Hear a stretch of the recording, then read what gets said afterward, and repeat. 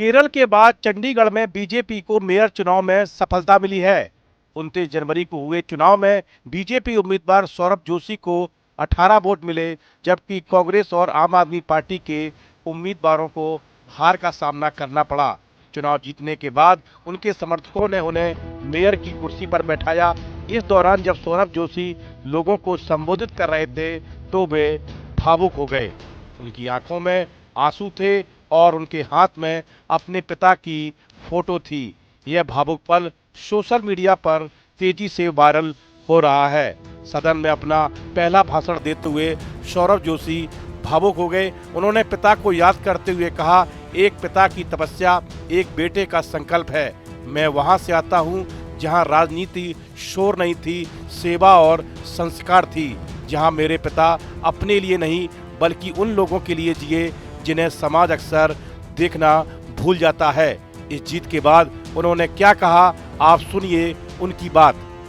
तो यही कहूंगा कि शेष नेतृत्व ने जिस प्रकार मेरे पे विश्वास किया और शेष नेतृत्व ने जिस प्रकार मुझको मौका दिया है, तो मुझे ऐसे लग रहा है कि मैं आपके माध्यम से भारतीय जनता पार्टी के एक एक कार्यकर्ता जो बूथ स्तर पे काम करता है, तो मैं उनको बताना चाहता हूं कि 1989 में मैं पहली बार बूथ में बैठा था और आज देखिए हमारे भारतीय जनता पार्टी के शेष नेतृत्व ने सौरभ जोशी को इस पद तक बैठा दिया जिसको मैं लायक नहीं समझता हूँ।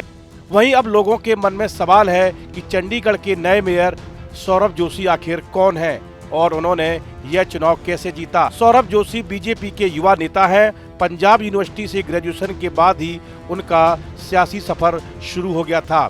स्नातक से शुरू हुई राजनीति नगर निगम के पार्षद तक रही और अब मेयर तक। इससे पहले एबीपी के उम्मीदवार के रूप में उन्होंने पंजाब यूनिवर्सिटी छात्र परिषद के चुनाव में अध्यक्ष और महासचिव के लिए चुनाव लड़कर अपनी नेतृत्व क्षमता का परिचय दिया।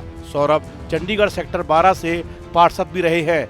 मेयर चुनाव के बाद कांग्रेस के सभी पार्षद नगर निगम हाउस से बाहर चले गए। इसके चलते सीनियर डिप्टी मेयर पद के लिए मुकाबला सिर्फ बीजेपी और आम आदमी पार्टी के बीच रह गया। इस चुनाव में बीजेपी के जसवंतप्रीत सिंह सीनियर डिप्टी मेयर चुने गए। उन्हें 18 वोट मिले, जबकि आम आदमी पार्टी के मुनव्वर खान को 11 वोट मिले।